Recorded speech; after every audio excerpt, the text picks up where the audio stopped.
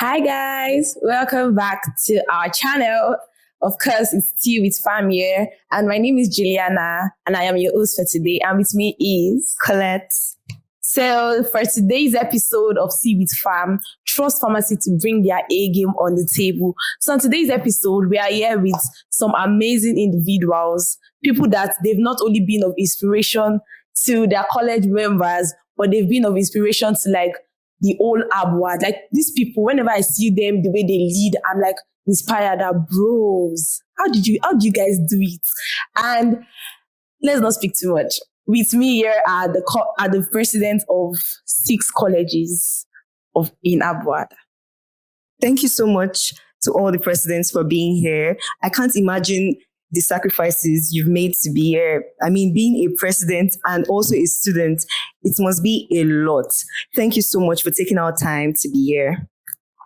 Yeah, so starting off strong, I want to congratulate each of you for, your posts. It's not easy for you to go into an election and actually come out victorious. I would say you guys brought your A game to the table, and I really want to congratulate you guys on that. So starting off, I would love to ask, like, how do you guys feel concerning being like the president of your college? How do you guys feel? Like when you wake up in the morning and then you're like, oh, I'm the president of my college. How do you feel when you're entering college? How do you feel? Starting with our president of engineering. It is a lot, right? And it's tasking, it's good for the experience and everything, So yeah, it's difficult, but you have to bear it. That's why they choose you as president. Okay, I would say like the experience is what makes it nice. Like the journey, having to know that you have things to do, you have some responsibilities to take aside just being a student. But like at the same time, like there are some difficulties that come with it. But it's a nice journey. We're seeing. Thank you.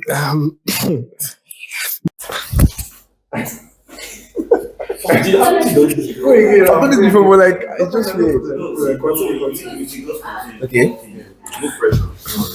Hey guys, my name is Agim Donald Chedozie. I'm the president of the 2024-2025 SAMSA administration. So, okay, I was inaugurated June 2024. And what are my hobbies? Okay, I just like to do anything that has my vibe. Just move with the vibes. That's basically just it. Thank you. Presidency involves mixed feelings. Yeah. So some days you wake up with, oh, thank God I'm the president. And some days you're like, who sent me? Like, why am I here? But then it's all part of the process. Thank you. The experience is what makes it different. During my election, I always told people that a king is not made a king by virtue of the crown being on his head.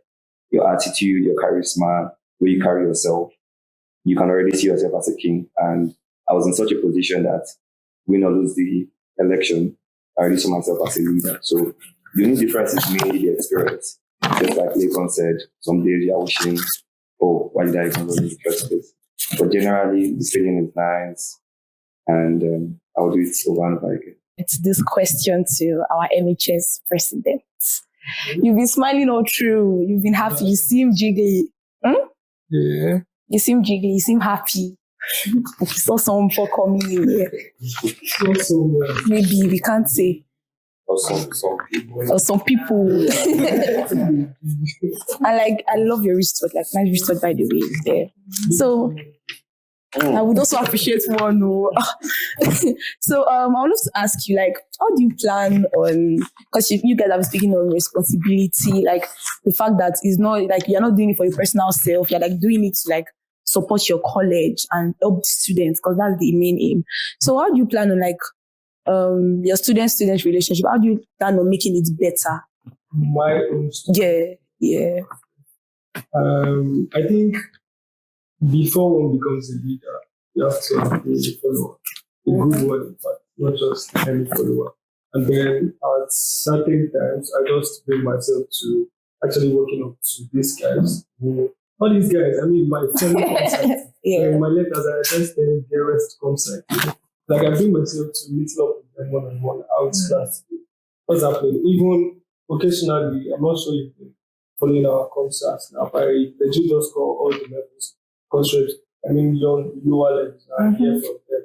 Like, what is happening in your class? And then they come, tell me about games, even down to their radiations. Okay, so okay, so they're telling you about things, but then there's this like rumor going on about like 200 levels to like 100 level students, two of them that slapped each other. Like if you communicate as well, like say you communicate with them, like how did you not see that coming?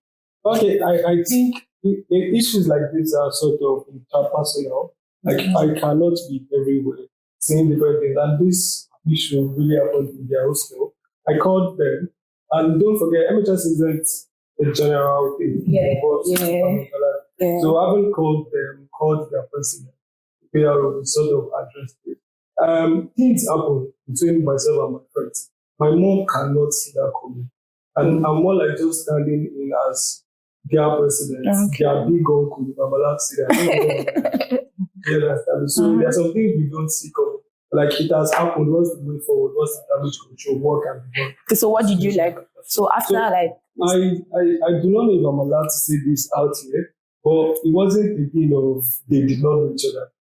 You get? Like these are people that are well acquainted with each other. I think I'll leave the entire story to friends fight. And we just sort of move on from it. We get experience with sort of learn from it. The issue was already beyond our reach because that's gotten to constituted authorities. So more or less just ask them, what has these people done? Like, what has the authorities told you guys to do? What way do you think you can move on from there? Like, what's the next step to do? And it was more like hearing from their point of view, not me suggesting what they should do. And that was how because probably the reason why it like depicted MHS as like, okay, it's coming from your college because the both of them, they're like coming from your college. Probably if one of them was from like engineering, we wouldn't have like asked you that question. No, it's totally fine. They are my people. I am their own. So it's anything that happens. Okay, nice. The next question is going to be directed to Asala. Yeah. So being a president, you are not alone. You don't do everything by yourself. You definitely have an administrative team and your team members basically. How do you handle conflict resolution within your student body? That's the LSS.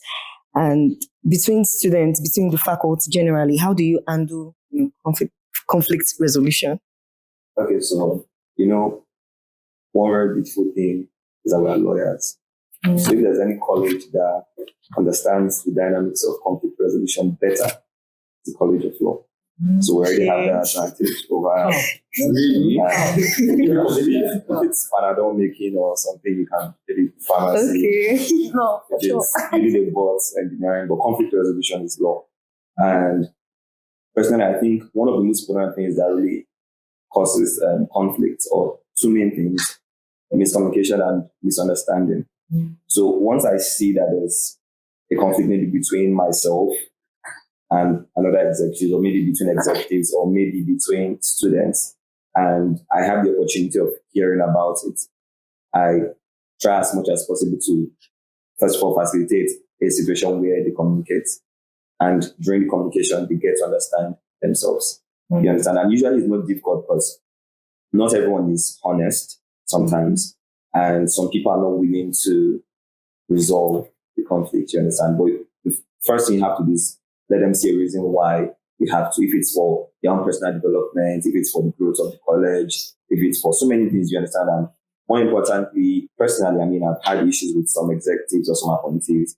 Even in situations where I'm not supposed to stoop low, I would just stoop low to resolve them, maybe going to meet them to apologize, even when they were wrong, you understand? You did something wrong, I reacted, maybe if I reacted, I would apologize, and then gives you the opportunity to be vulnerable and apologize as well. So it's our thing, you understand? Okay. So in a situation where two different people, not you now, are having this conflict and you want to resolve it, but they are not, nobody wants to budge, nobody wants to, listen or resolve the conflict. What do you do in such situations?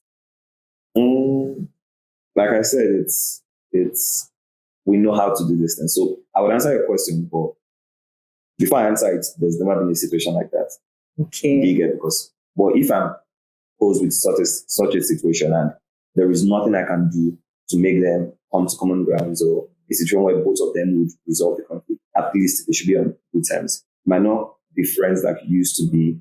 It might not be, but whatever issue you're still having should not be hindering maybe the growth of the college. If I want to, I mean, you can force a horse to river, but you can't force it to drink water, you understand? So just be on your own. Don't let it affect the growth of the college. Don't let it affect the administration. Don't let it just progressing on your own, that kind of thing. Okay.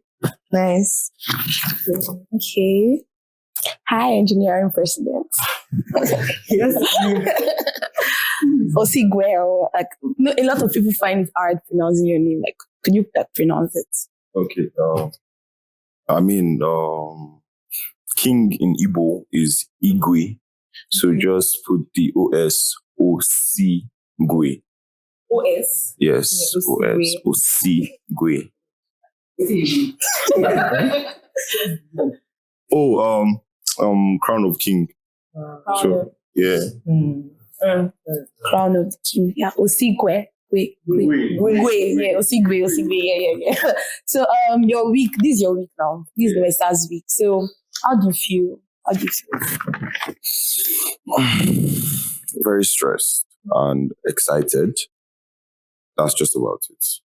You feel very stressed. Like, it's like I've been noticing you have been quite anxious, and then you have been checking your phones. Like, you guys, please answer me. So, like, what would you say has changed since you got into office till now? What would you say have changed? Like, in the college at large, like from the last administrative down to your administration, like what would you say have changed generally? First of all, I think the relationship with us and the management, college management with the students is closer, better. Okay. Our reach is better now. Okay. The facilities in our college are getting replaced. All these dilapidated equipment are getting improved, fan, light. So, and I think the events too, because the social events we have, have been more inclusive. Exactly. Yeah. So, yeah, that's much about it. We just started. First semester is very short, so just focus on the week and everything. Yeah. Okay. So, what should we be expecting from engineering moving forward? Moving forward, a lot. There's still a lot on the plate. Although the economy is becoming, it's being a factor on restraining a lot of things, but yeah, there's an academic competition happening next year. Okay. I think we plan on making it bigger, inviting various private universities to our board. Hope there will be cash prize. Always. And welfare, we want to focus on welfare. After our nursery, we believe we put so much energy into the nursery for social events and everything. But welfare is still our major focus. Toilets, lights, everything. We want everything to be better for our students. I can see like you are well built. Your body is well. Would you love to like share little insights? Like why do you want this? Because you can't just have this body without working on it. Okay.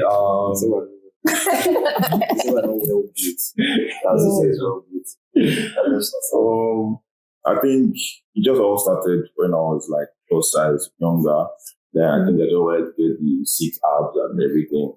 And I was so fixated on getting it.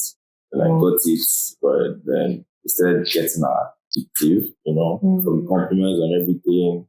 Then you reach a certain threshold that it's not about looks anymore. It's like coping mechanism. It's not about looks like therapy, you're going to just release your stress, gym and everything. And then you won't really think about your body. Just like, okay, fine, have a good body. You are rumored to be like the most quiet president. Like, I must say, this is the first time I'm hearing your name. But like you are, I feel so though. I think so. Yeah. Like you are low key. Because like Bruno was everywhere. Yeah, I think I would just say like Bruno's perspective are both different. Yeah, because Bruno was that kind of person that even when the job is not assigned to him, he still wants to be like, oh, let me do it together. But personally speaking, like how do I say, I work when I have to work together. I won't say I'm weak. Maybe I'm not just single. Yeah, I think I'm doing everything the right way. Yeah. So speaking about Bruno, it was rumored. I did not say so. It was rumored that when Bruno was on seat, his cabinet was not in harmony. So now that you're on seat, by the end of your tenure, would you say that your cabinet will be in harmony? And like currently, how is your cabinet? Okay, so let me just talk about Bruno because I feel like his cabinet is his cabinet. So talking about my cabinet, I feel like one thing I love a lot is that I love to like work with law. Like I feel like no matter what, when you really team surrounding, like everything is gonna go well. Because even if we have time to control, most people knows that we have my back, I have your back, we're going to achieve our goals. But Bruno loved people. You know, people Bruno loved his people because I've met with him and I know that he spread with. yes, definitely.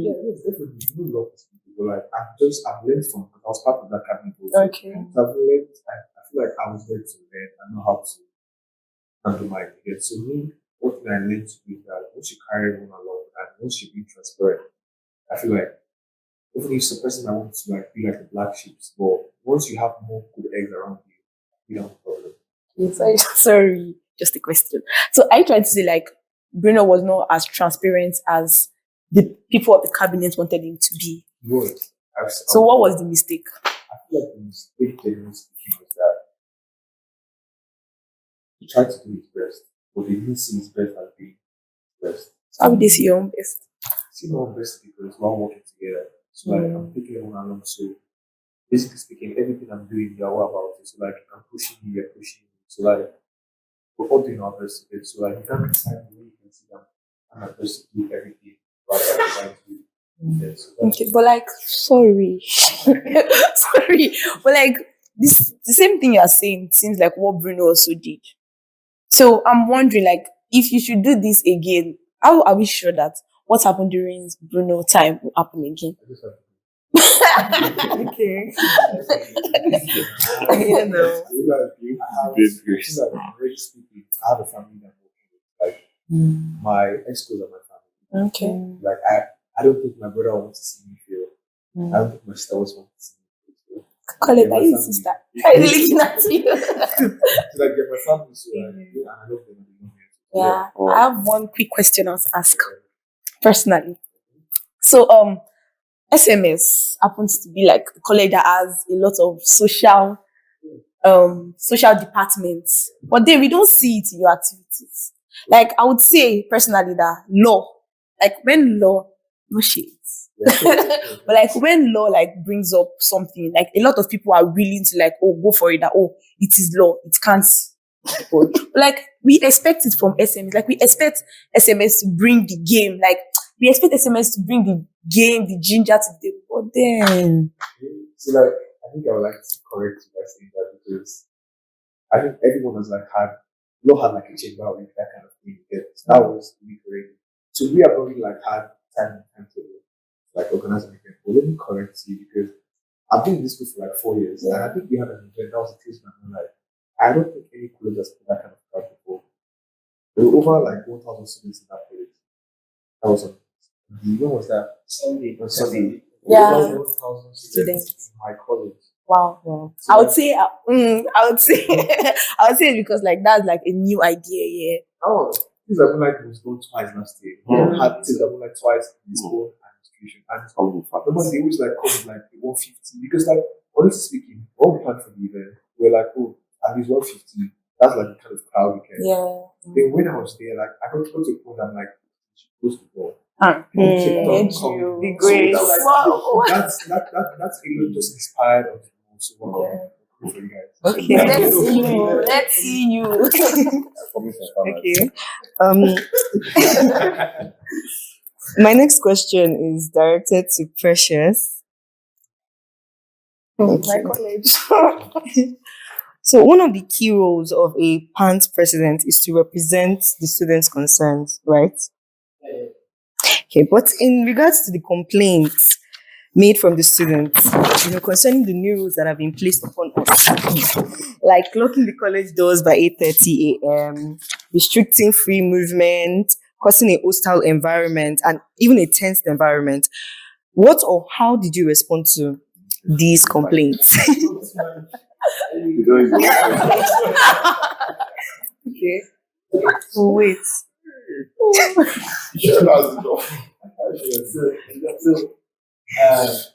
Thank you for that. That's a very good question. So initially, when those rules were sprung up, because it was sprung on us, it was quite shocking. And honestly, I think the first day I was part of people who were appointed by the new rules, right?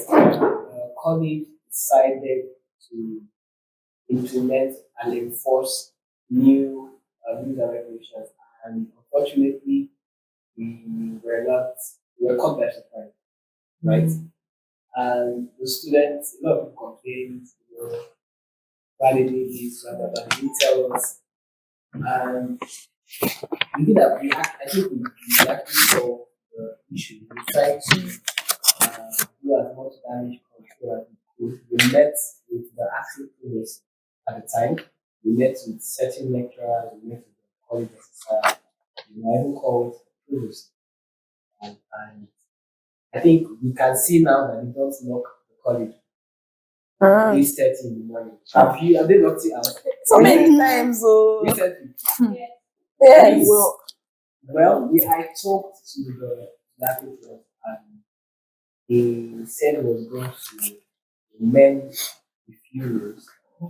But notwithstanding, you as aspiring pharmacy, you know that pharmacy is a very unique discipline and a very respected professional discipline. And for pharmacy to have the kind of work it has as a profession, you will not just come like that. There were certain rules and regulations that needed to be followed by our ancestors, predecessors, Yeah. and all of that. So the rules that were enforced, though as it may be, I think most of them were just the locker of the college. Like that was the one that I actually was like, this is- and I actually talked, and I believe they've listened it. It's not as strict Yeah. as it was before. You get It's still there. Then for the student complaints, you said we have harsh environment. I think that came from the 300 level students. The 300 level students, pharmacy is, I would say pharmacy is like a baby college compared to the rest of the college. And infrastructure, well, great. Infrastructure is becoming a bit tight, right? And the 300 level students complain, they table it to me, the course rep, as well as the CA member, raised the problem. And we solved it in less than in 4 days. We moved them from their class to the one in front, because that one is longer, right? So we're able to solve that problem. I believe we're doing well. We're doing well. Actually, I did back on it. Yes, you do. Sorry, Thank please. you. I want to ask a question. No, you're my first student. I'm a pharmacy student. So, please, wearing of white socks, how does it affect our learning? Like, I want to understand. Like, how does it affect? Okay. It does not. So, why? Like, why is it? The same way dress does not affect your learning, hair does not affect your learning, the color code of your uniform or whatever, however you dress does not affect your retentive memory or the way you move, right?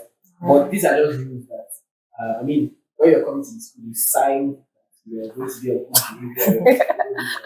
Right? Yeah. I'm not the one who doesn't these rules, the university does these rules. And as well as, like I said, pharmacy has been set by them already. So Mm. it's just protocol. Protocol. Alright. Okay. Speaking to our engineering president, Osigwe. Did I pronounce that right? Yeah. Osigwe, yeah. So, do you have plans? Like, what are the plans of USAP towards community outreach moving forward? Community outreach, Yeah. nursing in other colleges. So Yeah, that's in other colleges. I think firstly, I have a good relationship with all the presidents of college. Including my president. Yes. Wake up pressure. So yes, that is the first step, right? To ensure we don't have conflict within each other. And then secondly, we could collaborate with them anytime, anywhere. I think they have made proposal that they want to also collaborate with engineering for EPIC. That's a big step, to build our intercollege relationship, right? And our outreach. That's pretty much about it. Yeah, so speaking on outreach, you were on a Twitter space with the Yes. COMSA department. So you spoke about the fact that you are not a politician, but then you are our president. So politics, presidency, you are the same thing. So what we I do? just believe is God's grace. God's grace. You being social, smart. Being a politician, you're just being smart. You're lying to everyone. You're saying this, you're doing this, and the last thing you're trying to deceive everyone and manipulate everything. And it's so stressful, especially for the SLC toxic area. So I'm not a politician. I'm a leader because I'm trying to be a leader. Because I want to do what I plan to do. And this is what I plan to do. My A is A, my B is B. This is what I'm not going to do. This is not what I'm not going to do. I don't want anything like godfatherism. This one put in power. You're going to listen to me. So I try to say, being like president of your college does not warrant you as a politician. Because personally, I feel like anybody authority and power deals with politics. Like that is politics. Asala, would you agree with me? I agree. Thank you. 100%. Actually don't. Actually don't agree to that, to be honest. If you have influence, but you don't need to be a politician. You can be diplomatic, not a politician. Okay, so we have two people running for SRC in your college. Bolu Boy and Mani. And Bolu Boy is your guy. They are both my guys because we are all D students. We slept in the same freshers hostel when it came February time, right? So we are all D students and they are close to me. But Bolu Boy is closer to you. They're not close to me. He's In fact, closer to you. My relationship with Mani started earlier than Bolu, right? But it's not about how long it is. It's about how well. I think the relationship is actually equivalent. It's together. So you think